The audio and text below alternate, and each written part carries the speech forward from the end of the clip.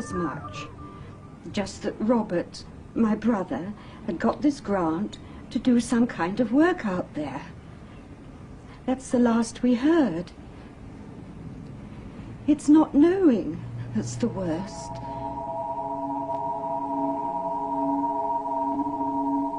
If I were to say I'd noticed anything unusual, it would really only be with hindsight.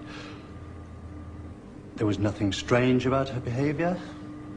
She simply disappeared.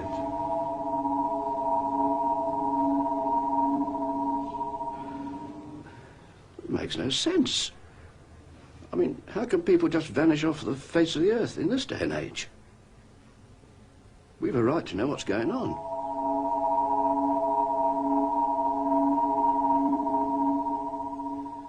Those people you've just seen have all lost someone close to them.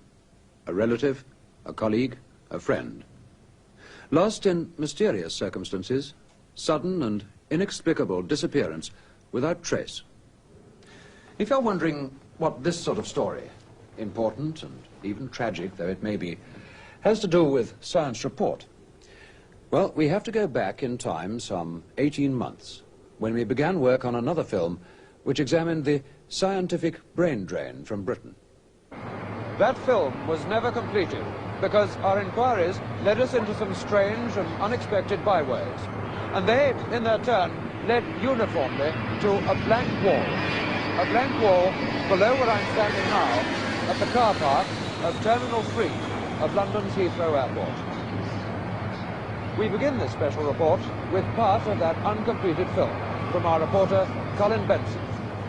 Dr. Anne Clark, who works in this building, is one of Britain's younger generation of research scientists. Her speciality is solar energy. Like many others in her position, Anne Clark is contemplating joining the brain drain and leaving the country. Well, it's entirely a question of facilities. I mean, look at the mess I'm supposed to work out of. Look at this building. If I and people like me are going to do the job we've been trained to do and are capable of doing, then we must be given the means of doing it.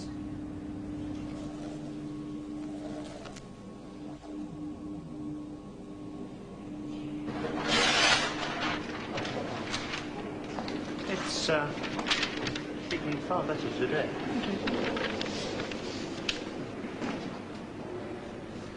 Shortly after this film was taken, Anne Clark made a decision. It was not, however, a decision she felt able to talk about. Anne, they won't let us into the building. They say they've had orders not to. Yes, I know, I'm sorry. Well, can you tell us exactly what's going on? No, I'm sorry, I can't go on with the film. I'm going away. What exactly is happening? I can't say anything. That is the last piece of film we have of Dr. Anne Clark. What was going on brought Anne Clark here to the car park of number 3 terminal, Heathrow Airport. She told friends she was going to New York.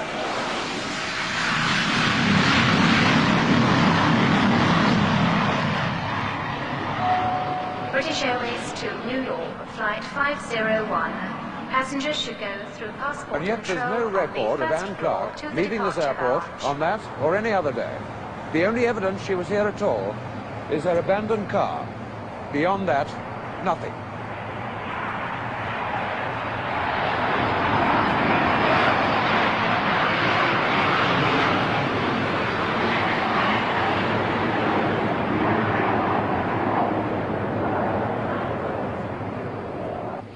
Well, I've done everything I can to try to get some kind of answer. But there's nothing. They just say, we're sorry, but we don't know anything about your brother. Robert Patterson is, or rather was, a senior lecturer in mathematics at St. Andrews University. These photos were taken by his sister when he, with his wife Eileen and 2 children, left this house on the morning of November the 9th, 1975, and set out by car to London's Heathrow Airport. What happened after that, we don't know. On leaving the Royal Air Force, where he worked in special projects, Brian Pendlebury had told his parents that he was going to work for an electronics firm in Sydney, Australia. He sent photographs of his life out there, and for a time kept in touch by letter. Then there was this friend of hers who was going out there, and we said, why don't you look up O'Brien and give him a surprise? Well, he got there, the address was given him. They never heard of Brian.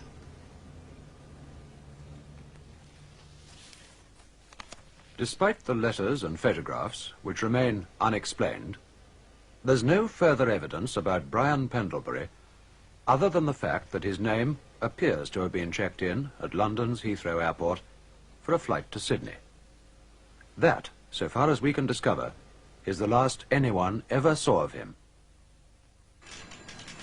Anne Clark, Robert Patterson, and Brian Pendlebury.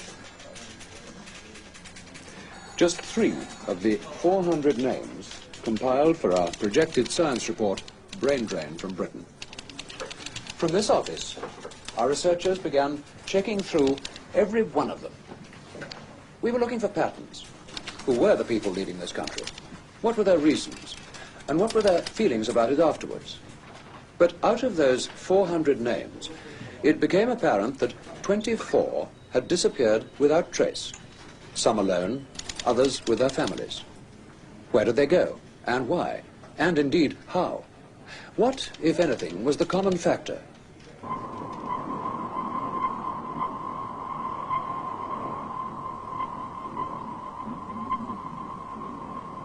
Jodrell Bank Radio Telescope, where, although no one realized it at the time, the second part of our complex story was beginning to unfold. Sir William Ballantyne, distinguished radio astronomer, was setting out on a journey he was never to complete.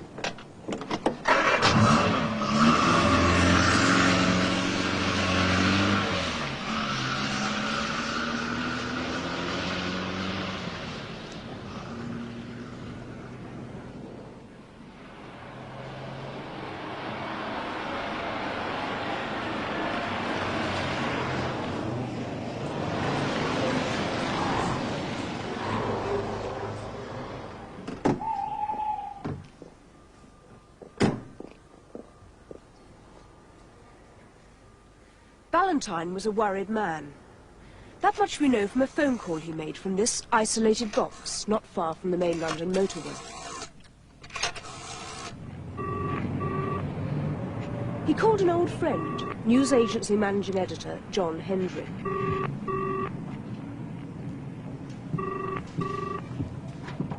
And how did he seem to you? He sounded agitated, which was unusual, because he was very calm, self-possessed man normally. He said he was driving up to London and wanted to see me later. I said, fine. And he also asked if I'd received a package, which he'd posted the day before. I said I had. It contained this spool of tape, which he told me to keep under lock and key till he arrived. Well, I waited. And, of course, next morning I heard about the accident. These photographs of the crash were taken by an agency cameraman. Despite considerable news coverage, only one photo was made available to the national press and television.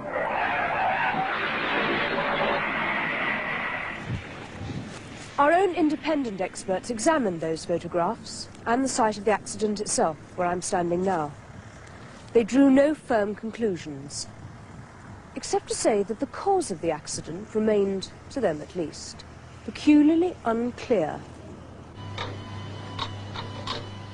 But what of the videotape, which Ballantyne had been so anxious to get safely to his friend John Hendry?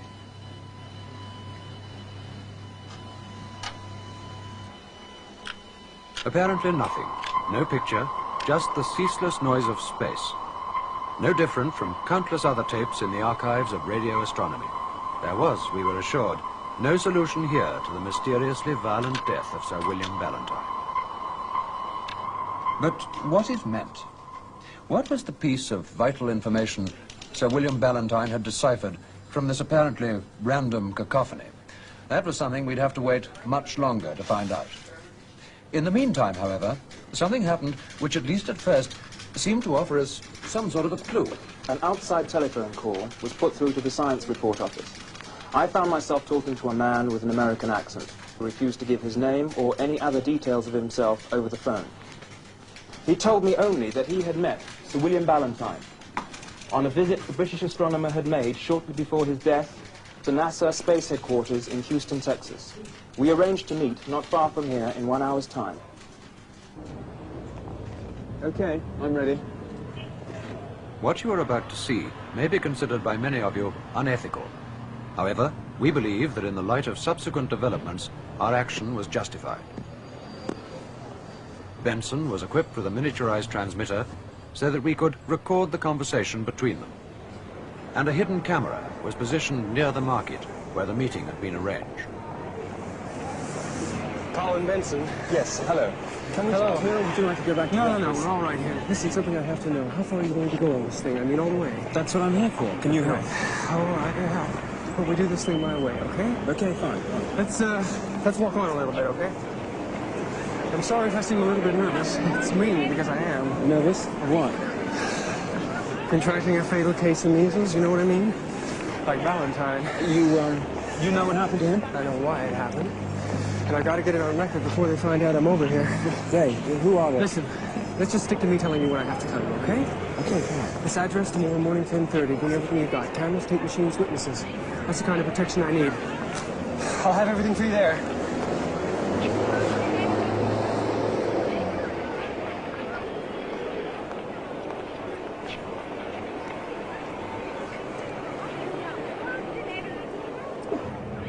Colin Benson arrived at the address he was given shortly before 10:30 the next day. That's it. Together with a full camera crew. Okay, drive in. Okay, sound? Yeah, got it.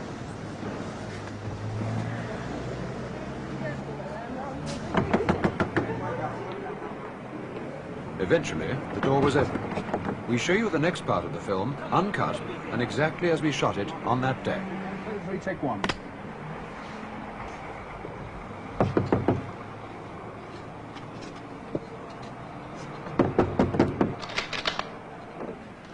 Who is it? Anglia Television. Science report. Who? This is number 88, isn't it? Yeah, 88. We're here with the television crew to see a Mr... Is there an American... You mean Harry? That's it. It's... Can we come in, please?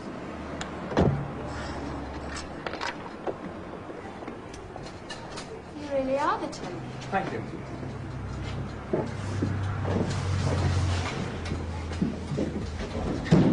I don't know what this is all about, but you're not going to get much out of Harry right now. Come on, lads.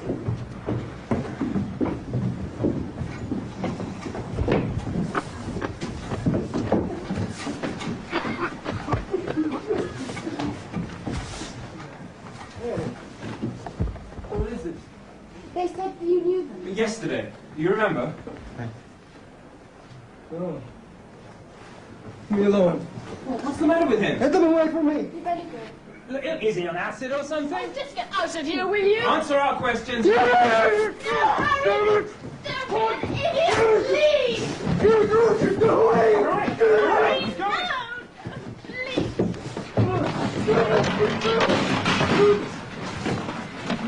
All right, we're going, okay? It was the last we saw of the mysterious young American. Despite returning with the police barely half an hour later, who kept watch on this house for several days, we found no one. Elsewhere, however, more pieces of this strange pattern continued to fit into place. The great world drought of that summer was unequaled in recorded history. Europe's normally green dairy country was reduced to a dust bowl. Cattle, finding no moisture in the grass, had to be provided with increasingly scarce water and fed next winter's fodder. In Britain, it was the same story of parched fields and poor crops. In France, forest fires out of control devastated huge areas of woodland.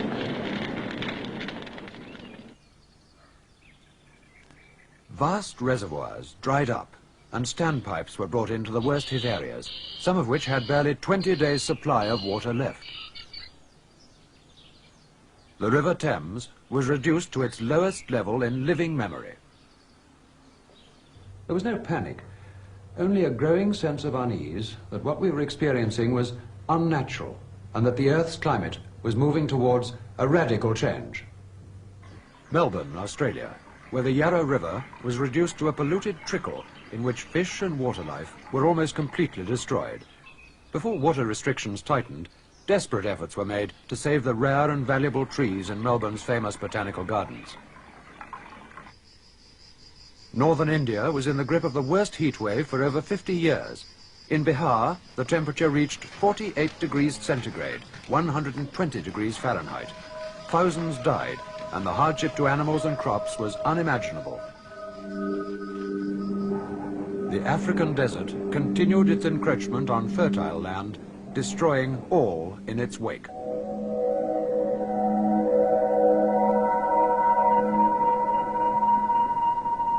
Meanwhile, in China and the Middle East, unparalleled earthquakes killed millions, far more than might have been expected from a nuclear attack. On the far side of the Pacific, the whole of the Caribbean seemed on the point of eruption.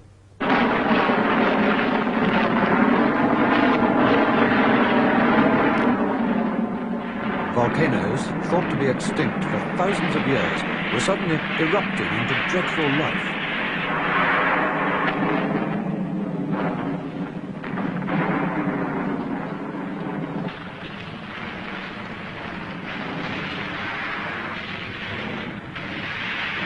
Pressures from shifting land masses in Central Europe destroyed centuries of history.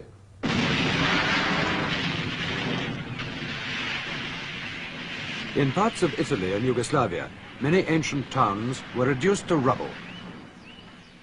International rescue teams evacuated thousands from the threatened area, but many others were too broken by the experience to leave. Scientists began to suspect that the balance of the Earth's ecology was far more delicately poised than they'd yet realized.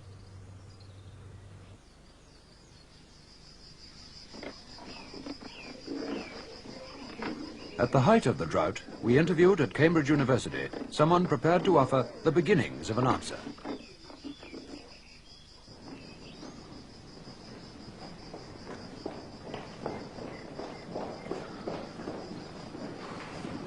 You hear them? Not something you'd expect in this country. Heat, of course. Gerstein's theories, when he first put them forward over 20 years ago, had been almost universally dismissed. He was called an alarmist and a pessimist. Events proved him, on the contrary, to be something of an optimist. By the late 60s, the Earth was already so trapped within an envelope of its own pollution that heat from the sun and the Earth's industrial processes was having increasing difficulty in escaping. 10 years earlier than Gerstein's prediction, the notorious greenhouse effect, a thickening of the outer atmosphere due to the 8-fold increase in the carbon dioxide levels, had become a reality. As the atmosphere became more dense, extreme variations of temperature were experienced, from intense heat to equally unprecedented cold. North America suffered the worst winter on record. Rivers froze solid, and even the great Niagara Falls was halted. In many areas, a state of emergency was ordered by the newly elected President Carter. But the most frightening discovery which scientists made was that last year's unmelted snow line is the next step to a future and unavoidable ice age.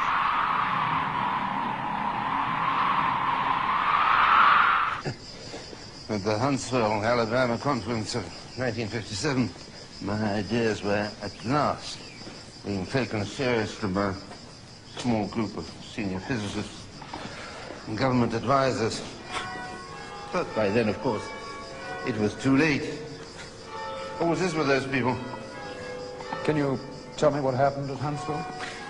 The usual thing. The politicians come running to us as though we can reverse the course of nature.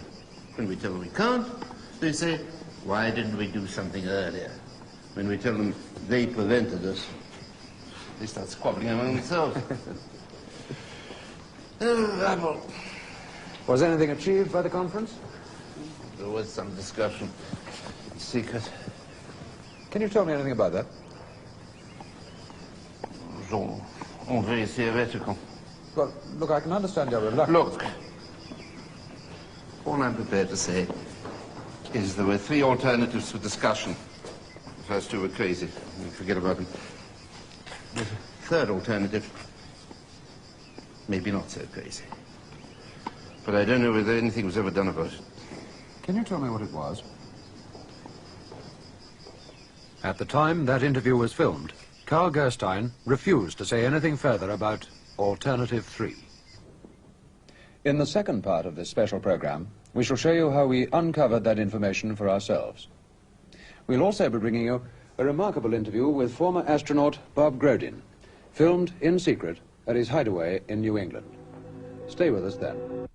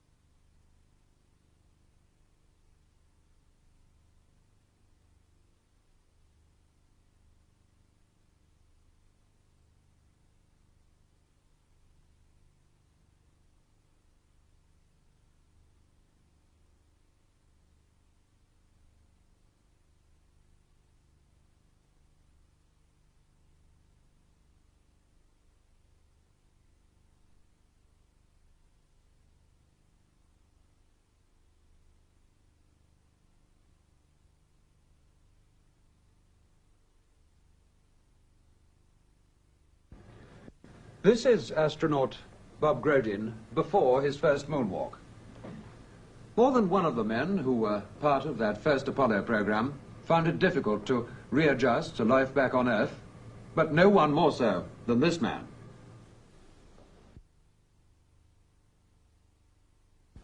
Here he is, as he is today.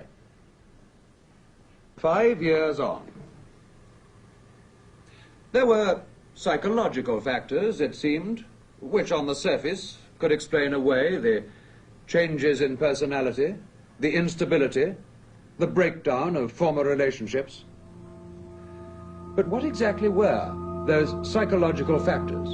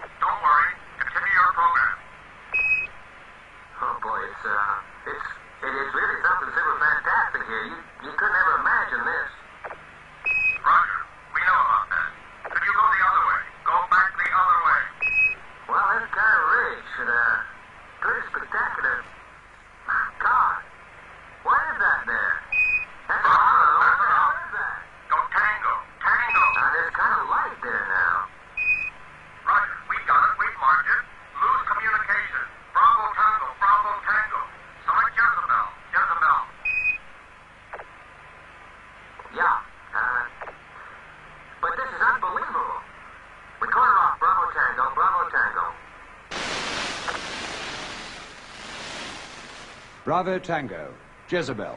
A form of code, but meaning what? Certainly nothing to the 600 million people listening on Earth below.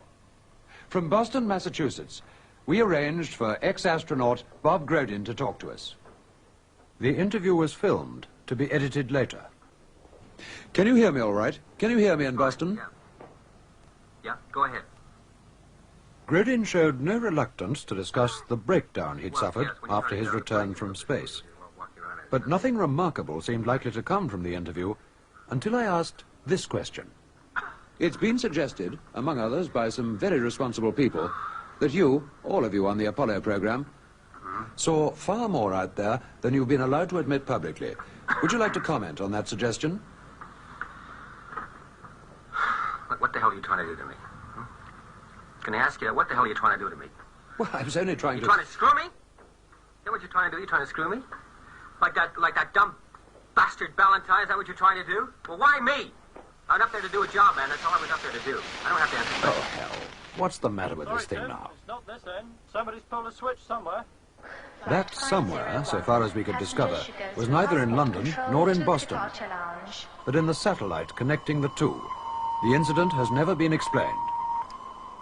Nevertheless, that one word, Ballantyne, was enough to send Colin Benson and a camera operator, with some very innocent-looking home movie equipment, across the Atlantic, posing as tourists. This is what they brought back on 8mm film. I would never have found Bob Grogan unless he had been willing that I should. But starting with the few leads I had, I was brought eventually to the remote bungalow where he now lives. You want a beer? Mm-hmm. Sure. Just one. I'll wait. Annie! Annie, can we have a couple of cold beers? Well, what do you want to do? Do you want to do it out here or in there? Doesn't make any difference. I don't think we're going to have a private conversation. We're fine here. Yeah. Michael, baby, meet the professor. Hi. Thank you. You want to reveal all? Well, that's Annie. She's not my daughter, right? You put that on the record. Right? You got it, Bob. She's a great kid. Well, without her, I'm pretty lucky. We talked for an hour before Grogan became willing to discuss our previous and abortive satellite interview. You try that.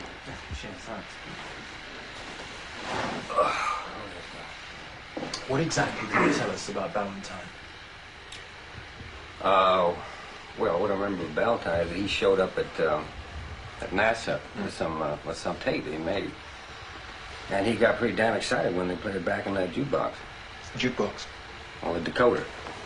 I mean, you can pick up a signal if you got the equipment, but you can't unscramble that. Without NASA's equipment? That's right. And some young guy helped him do it. You should have known better than that. Was it this man? Yeah, it could be. Yeah, it looks like him. Are you sure you don't want bourbon? No, beer's fine. What you're saying is that Ballantyne was killed because of what he discovered on that tape. Well, I'm saying nothing. I just saw the way that those guys looked at him, and I knew those looks because they looked at me the same way. Those guys? Come on, get a real drink, will you? Come on.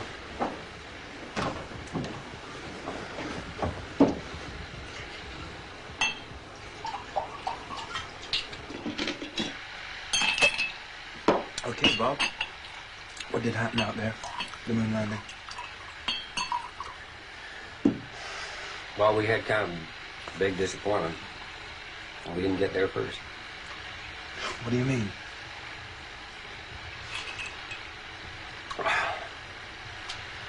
Those later Apollos, they're just a smoke screen. They cover up what's really going on out there. And the bastards, they didn't even tell us. Nothing. Well, what is going on? Well, how the hell should I know?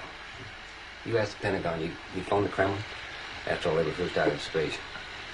I mean, you don't think they just gave up, do you? Give up? I'm gonna drink. You want a drink? No, I don't need this one.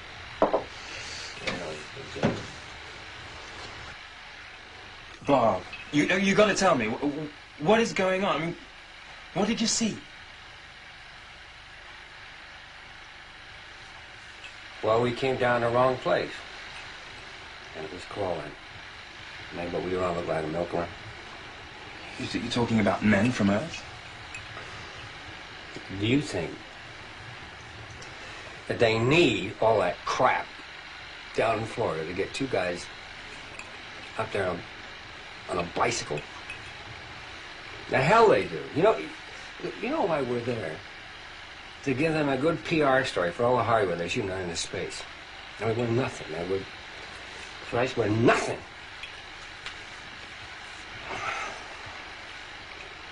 You know why we're there? To keep you bums happy. Stop you from asking questions about what the hell's really going on out there.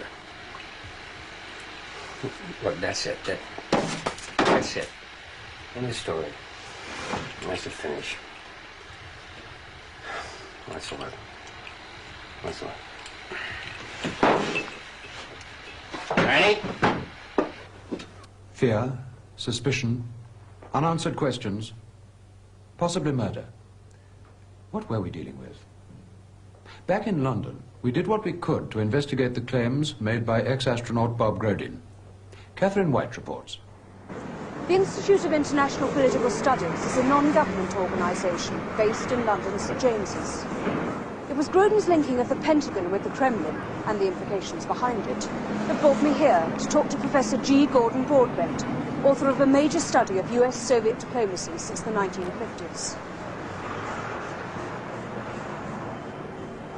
The short answer is that I know nothing of US-Soviet relations beyond what has already been made public.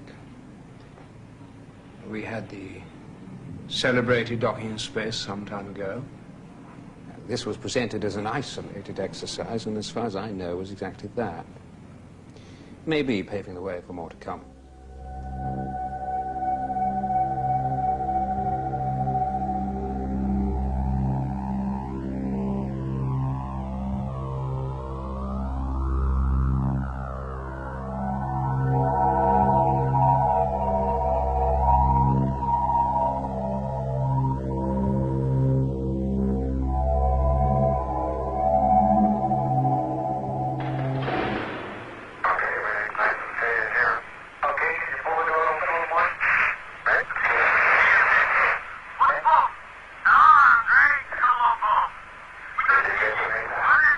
Though on the broader issues of Soviet-US cooperation, there is an element of mystery which puzzles many people in my field.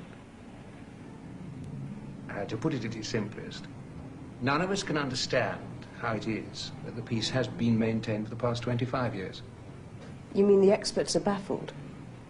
But also, for once, in agreement. The popular myth that it's been improved for the balance of nuclear power doesn't, frankly, hold up entirely. And the more you look at it, the less sense it makes. There are too many imbalances, especially when you put it in the perspective of history. So what is your explanation?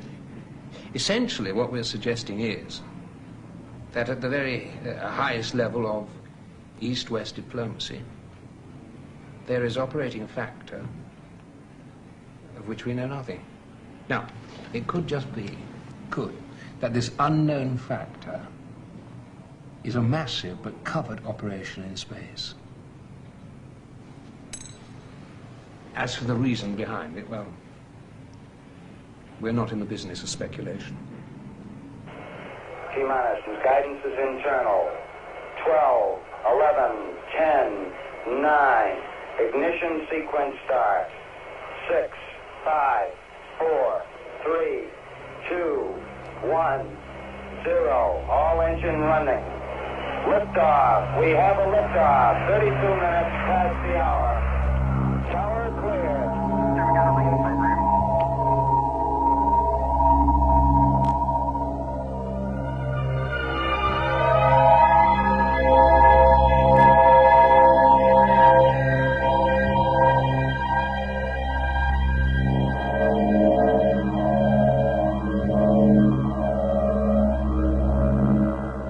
This is the colossal power needed to pull clear from the Earth's gravitational field and put, in Grodin's words, 2 men on a bicycle on the surface of the moon.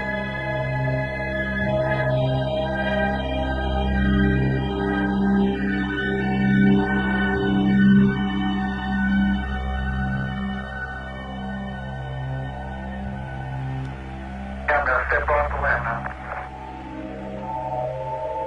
That's one small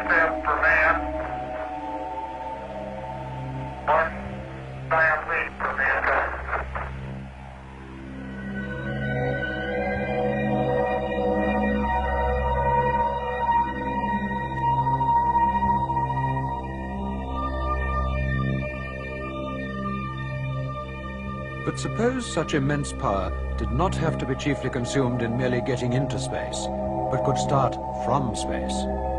What kind of travel would that bring within our grasp? Obviously, we could go further with less power, or send a much larger craft.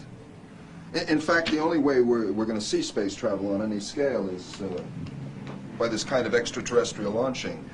For instance, from a space platform orbiting the Earth. Or the moon.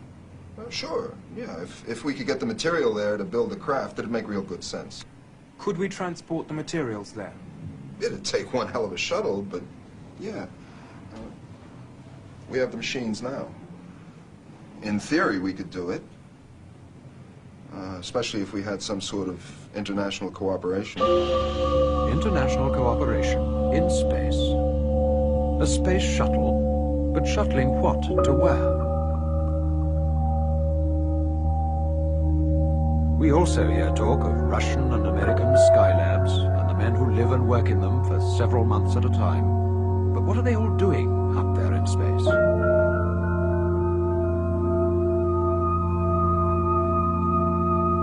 We tend to think of the arms race and the space race as practically the same thing. Visits by one side to the other.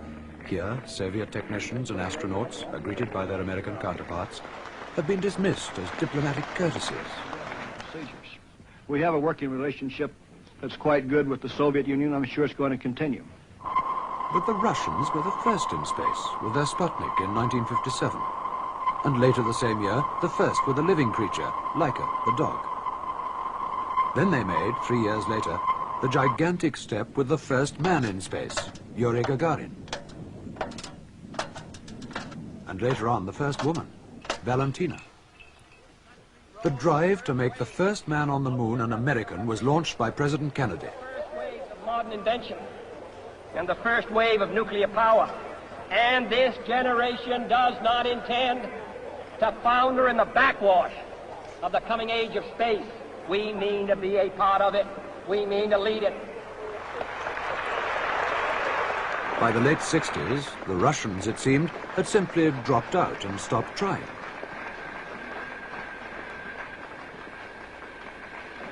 And yet today, Cape Canaveral is virtually abandoned, a desert of reinforced concrete and steel. The most ambitious project in the history of mankind seemed to be over. Are we to believe that this is where it all ends? Of the estimated 2,000 launchings from Earth to space, at least 60% have been by the Russians. The near side of the moon's surface, the side visible to us here on Earth. The flags indicate acknowledged landings of American and Soviet craft. Among the spaceships the Russians sent up was the Vostok, supposedly not intended to reach the moon's surface. But in 1972, this sighting was recorded. More detail, please. Can you give more detail of what you are seeing? It's something flashing. That's all so far. Just a light going on and off on the edge of the crater. Can you give me the coordinates? Well, there's something there. Maybe a little further down. It couldn't be a Vostok, could it? Well, I can't be sure. It's possible. The Russian Vostok flights took place in the early 60s. They were, as we've said, Earth-orbiting spaceships, not designed to reach the moon. So what are we to make of this casual suggestion by Houston Mission Control, and an equally casual acceptance by the lunar module pilot, that in 1972, an obsolete Russian spaceship is orbiting the moon, flashing its lights?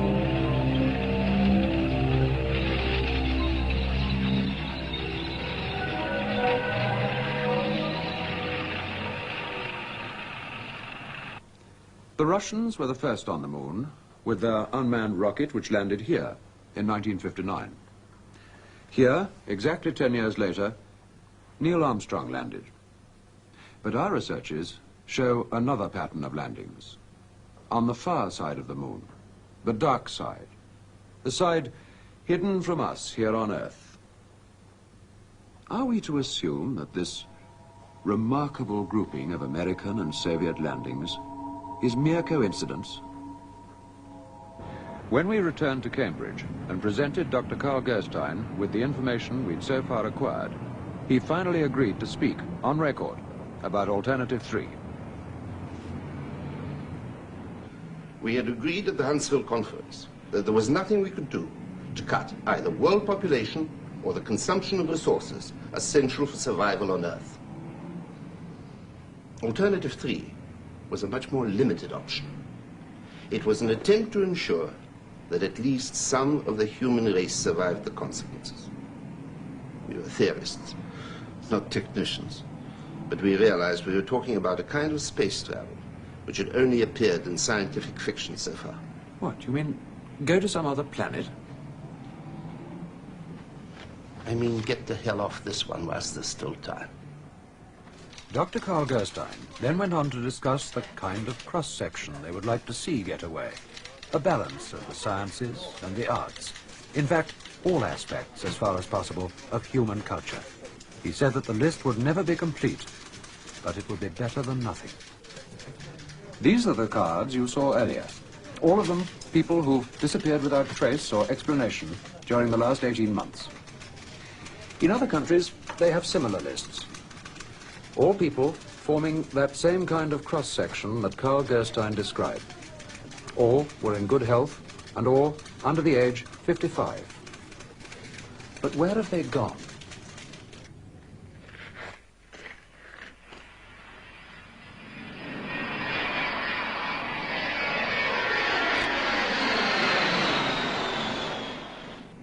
Here is a picture of a supposedly dead planet, the nearest one to Earth.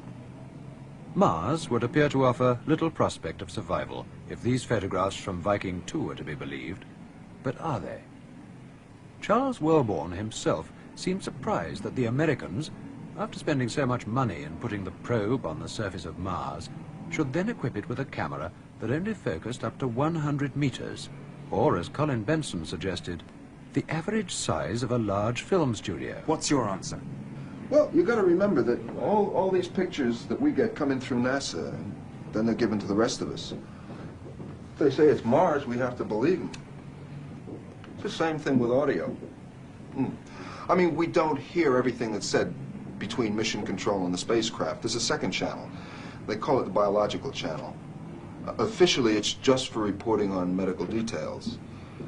In effect, it's the one they switch to when they have something to say they don't want the whole world to listen in on. I mean, sure, that could be a studio in Burbank. But I mean, for God's sake.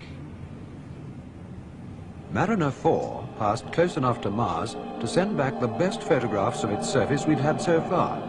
But was it all just like this? Mars has always been a source of fascination to mankind and a mystery. In the early days of astronomy, Mars was believed to have artificially constructed canals, which was taken as evidence of intelligent life on the planet. Later, this theory was discredited.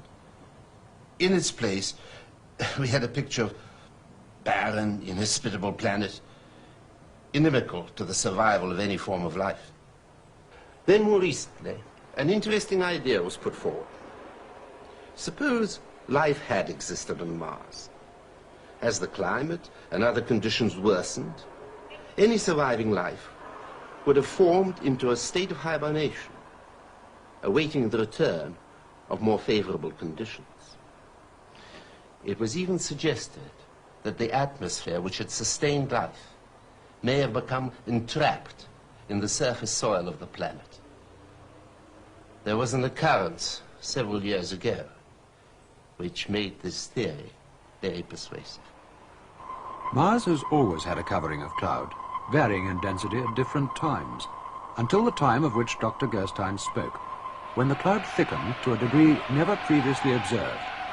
This happened, and was scientifically recorded in 1961. It was obvious that storms of colossal proportions were taking place on Mars. When the clouds eventually cleared, some remarkable changes were seen. The polar ice caps had substantially decreased in size, and around the equatorial regions, a broad band of darker coloring had appeared. This, it has been suggested, was vegetation. Carl Gerstein's theory was that these storms could have been caused by a nuclear explosion delivered from Earth. The same year, the Russians had a great space disaster. Only the barest facts are recorded, the rest was kept secret. A rocket blew up at launching. Numbers of people were killed, large area devastated. What were the Russians trying to launch, and did they succeed?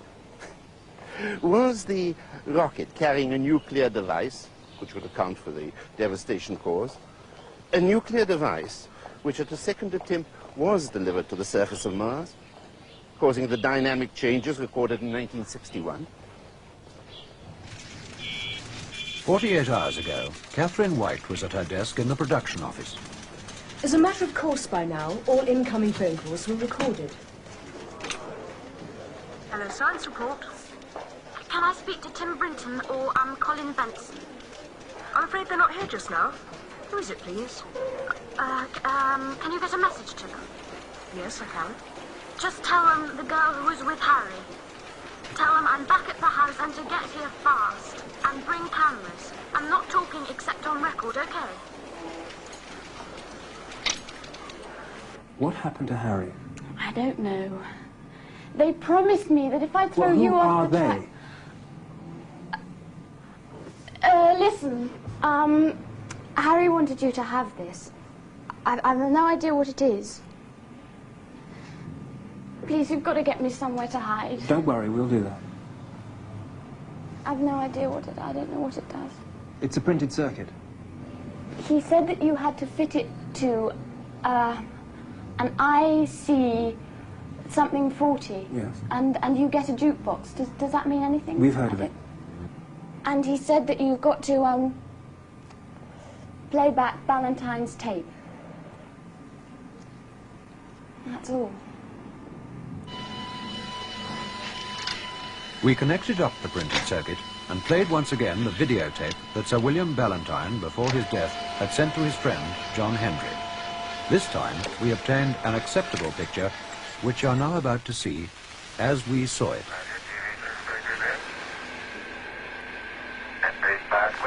Comrades, can you hear me in Georgia? Get the picture on the TV. We're getting a good picture here and can make a fair amount of detail. How is it with you? Fine here, Houston, Roger. Stand by your scan. Can you remind me, Georgetown? Camera for scanning.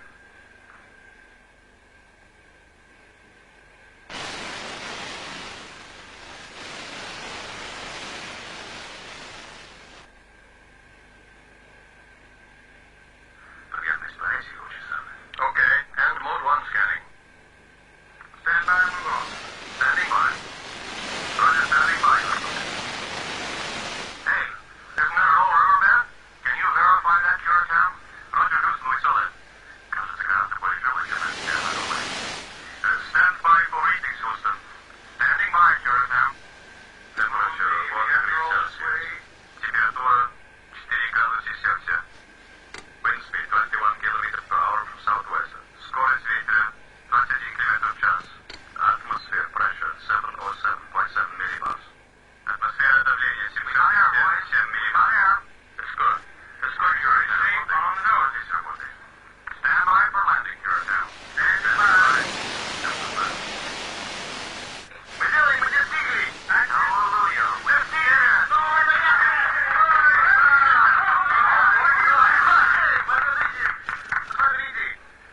My God, what is that? Something moving. Something moved there. Что-то двигает, погибает. Смотрите, здесь вода и воздух. Этой планете есть жизнь. Boy, if they ever take the rifle off, this thing is going to be the biggest date in history. 22nd May, 1962. We're on the planet Mars, and we have life. Замечательно! Отлично! Поздравляем! Наконец-то!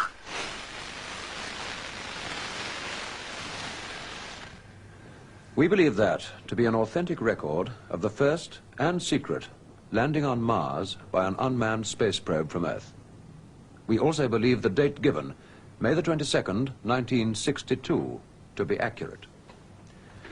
Clearly, the blanket of total security by which this information has been covered could only have been maintained by the active cooperation of governments at very high level.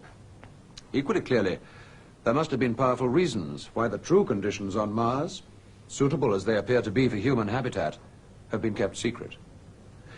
Indeed, the effort which has gone into persuading the rest of the world that the opposite is true argues that some operation of supreme importance has been going on beneath the security cover. We believe that that operation is Dr. Carl Gerstein's Alternative 3. Whether a human survival colony has already been established on Mars, or whether plans are still in preparation for its transportation from the Moon to Mars, we don't know. But we put out this program tonight as a challenge to those who do know to tell us the truth. We regret if the implications of what you've seen are less than optimistic for the future of life on this planet. It has been our task, however, to present the facts as we understand them and to await the response. Good night.